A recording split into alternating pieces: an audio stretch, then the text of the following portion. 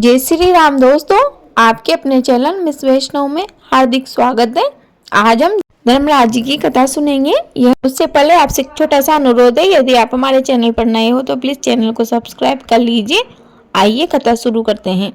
एक समय की बात है, नैमिषारण्य में शौनकादिक आदि ऋषिगणों ने परम श्रद्धा के साथ पुराणों के मर्मज्ञ सूत जी महाराज से कहा, हे भगवान, हम आपके मुखारविंद से धर्मराज जी की कथा वो उसका विधान एवं महत्व में सुनना चाहते हैं। आप हमें कृपा करके यह कथा सुनाइए। सूत जी बोले, हे ऋषियों, आप लोगों ने मनुष्यों के कल्याण की कामना से मुझसे यह प्रश्न पूछा है, अतः आज मैं आप लोगों को धर्मराज जी की कथा ही सुनाता हूँ। सारे तीर्थ तथा व्रत आदि करने वाले तथा नाना प्रकार के दान देने वाले मनुष्य जिनके उद्यापन को किए बिना सुख के भागी नहीं हो सकते, इस विषय में मैं आप लोगों को इस लोक में सुख और आगे स्वर्ग में सुख की प्राप्ति के लिए धर्मराज जी की श्रेष्ठ कथा कहूँगा। आप लोग विश्वास रखकर श्रवण करें। बहुत समय पहले की बात है, राजा भृगुवाहन महोदयपुर में राज्य करता था। वह राजा बड़ा धर्मात्मा व दयालु था एवं गो ब्राह्मण एवं अतिथियों का पूजक था। उसके राज्य में हरिदास नामक महाविद्वान श्रेष्ठ ब्राह्मण रहता था। उसकी पत्नी भी बहुत सुशील और धर्मवती थी, जिसका नाम गुणवती था। हरिदास विष्णु सेवक बड़ा तपस्वी था तथा उसकी पत्नी भी भगवान की परम भक्त एवं पतिव्रता थी।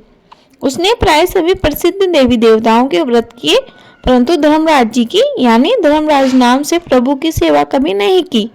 वह श्री गणेश के, चंद्रमा के, हरतालिका के आदि देवियों के, राम जन्म, जन्माष्टमी, शिवरात्रि आदि शिव जी के सभी व्रत किया करती थी।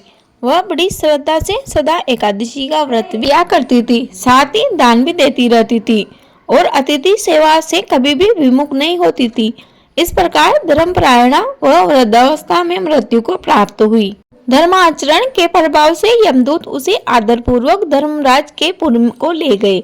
दक्षिण दिशा में पृथ्वी से कुछ ऊपर अंतरिक्ष में धर्मराज जी का बहुत बड़ा नगर है, जो कि पापी लोगों को भयदायक है। धर्मराज का पुर 1000 यौवन का है। वह चौकोर तथा उसके 4 द्वार है, कई प्रकार के रत्नों से शोभायमान है।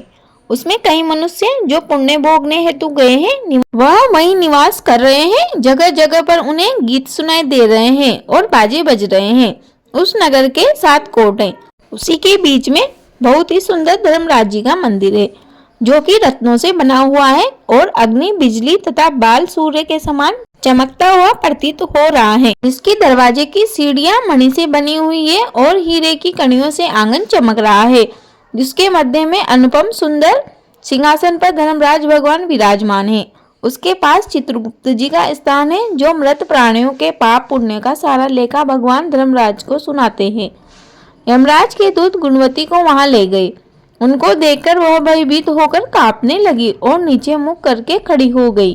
चित्रगुप्त जी ने उसके पूर्व जन्म में किए हुए पाप पुण्यों का लेखा धर्मराज जी को सुनाया। धर्मराज जी उस गुणवती की हरिहर आदि सब देवों तथा अपने पति में भक्ति को देखकर बहुत प्रसन्न हुए, पर कुछ उदासी भी उनके मुखमंडल पर झलकती हुई गुणवती को दिखाई दी। धर्मराज जी को इस प्रकार उदास देखकर गुणवती ने उनसे निवेदन किया, हे प्रभु, मेरी समझ में मैंने कोई दुष्कृत्य नहीं किया, फिर भी आप उदास क्यों हैं? इसका कारण मुझे बतलाइए। धर्मराज जी ने कहा, हे देवी, तुमने व्रत आदि से सब देवों को संतुष्ट किया है, परंतु मेरे नाम से तुमने कुछ भी दान पुण्य नहीं किया। यह सुनकर गुणवती ने कहा, हे भगवान, मेरा अपराध क्षमा करे। मैं आपकी उपासना नहीं जानती थी। अब आप ही मुझ पर कृपा करके वह उपाय बतलाइए जिससे मनुष्य आपका प्रीतिपात्र बन सके। यदि मैं आपके भक्ति मार्ग को आपके मुख से श्रवण कर वापिस मृत्युलोक में जा सकूं, तो आपको संतुष्ट करने का उपाय जरूर करूंगी। इस पर धर्मराज जी ने गुणवती से कहा, सूर्य भगवान के उत्तरायण में आते ही जो महापुण्यवती मकर संक्रांति आती है, उस दिन से मेरी पूजा आरंभ करनी चाहिए।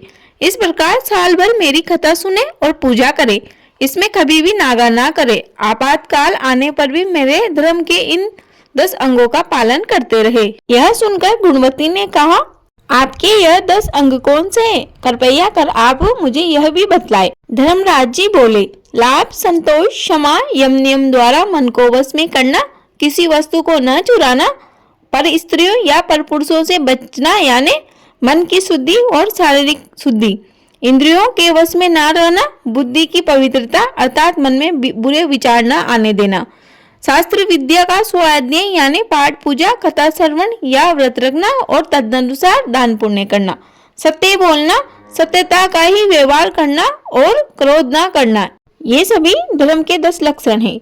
मेरी इस कथा को नियम से सदा सुनते या पढ़ते रहे और यथाशक्ति दान पुण्य तथा परोपकार भी करते रहे। जब साल भर बाद फिर मकर संक्रांति आवे तब उद्यापन कर दे। सोने की या असमर्थ हो तो चांदी की मूर्ति बनवाए, विद्वान ब्राह्मण के द्वारा पूजन हवन आदि करे, मूर्ति की प्राण प्रतिष्ठा कर पंचामृत से स्नान करा उसकी पूजा करे। मेरे साथ चित्रगुप्त जी की भी पूजा करे और मुझे सफेद काले तिलों के लड्डू का नैवेद्य समर्पण करे एवं चित्रगुप्त जी को काले तिलों के लड्डुओं का भोग लगावे। हमारी पूर्ण दृष्टि के लिए ब्राह्मणों को भी जिमावे और बांस की छाबड़ी में 5.25 सेर धान्य जवार जो मुक्ता तुल्य मानी है भरकर गुरु या ब्राह्मण को भेंट करे। स्वर्ग में चढ़ने के लिए सोने या चांदी की निसरनी भी दान देवे। सुंदर बनी हुई सैया भी दान दे जिस पर मुलायम गद्दा, तकिया और रजाई हो।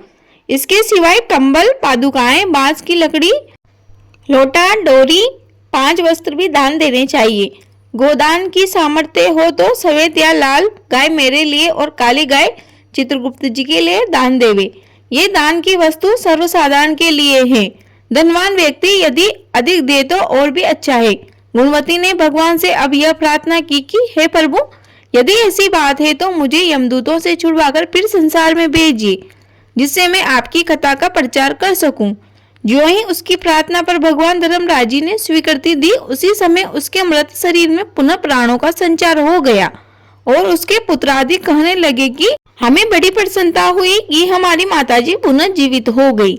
इसके अनंतर उस गुणवती ने अपने पति पुत्रादि को सब बातें कही जो धर्मराज जी ने मनुष्यों के कल्याण के लिए कही थी और उसने धर्मराज जी का व्रत करना शुरू कर दिया। मकर संक्रांति से ही उसने प्रतिदिन धर्मराज जी की पूजा और यह कथा आरंभ कर दी और स्वर्ग में जाने के लिए दान पुण्यादि कर्म भी आरंभ कर दिए।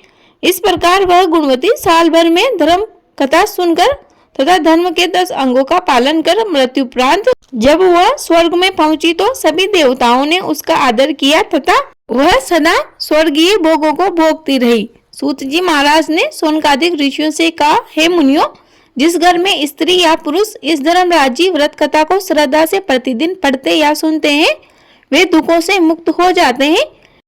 इसमें कोई भी संशय वाली बात नहीं है। मृत्यु काल में यमदूत जो लेने आते हैं वे भी उनको आदर पूर्वक ले जाते हैं और धर्मराज जी भी सदा सुखी रखते हैं। यदि उन मनुष्यों के कुछ पाप बाकी हो तो शीघ्र ही पाप नाश का उपाय बताकर शीघ्र ही पाप मुक्त कराने में सहायक बन जाते हैं। गरुड़ पुराण आदि में लिखा है कि पापी लोगों को यमदूत महान कष्ट पहुंचाते हुए ले जाते हैं, परंतु धर्मराज जी की कथा करने वाले यमलोक मार्ग में भी कष्ट नहीं पाते हैं एवं वे प्राणी शीघ्र ही स्वर्ग को प्राप्त हो जाते हैं। प्रेम से बोलिए धर्मराज महाराज की जय। आपको वीडियो उपयोगी लगी हो तो प्लीज वीडियो को लाइक करें, शेयर करें, कमेंट बॉक्स में जय श्री राम अवश्य लिखिए। आपका दिन शुभ हो। धन्यवाद।